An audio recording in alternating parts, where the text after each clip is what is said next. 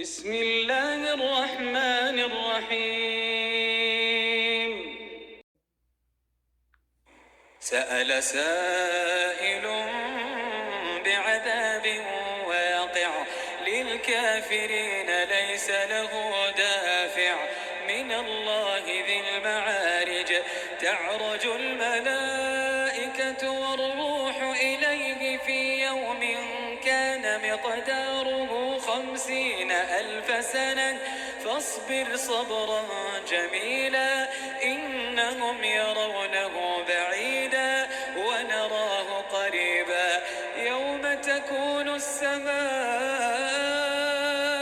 كالمهل وتكون الجبال كالعهن ولا يسأل حميم حميما. يبصرونهم يود المجرم لو يفتدي من عذاب يومئذ ببنيه وصاحبته وأخيه وفصيلته التي تؤويه ومن في الأرض جميعا ثم ينجيه. كلا إنها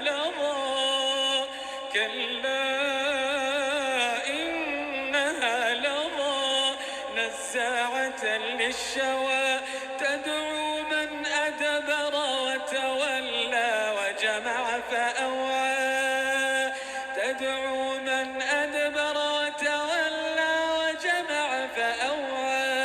إن الإنسان خلق هلوعا إذا مسه الشر جزوعا وإذا مسه الخير منوعا إلا المصلين الذين هم على صلاتهم دائمون والذين في أموالهم حق معلوم للسائل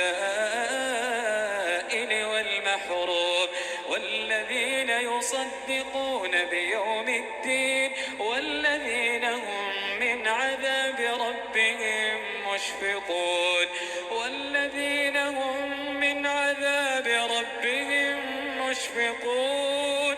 إن عذاب ربهم غير مأمون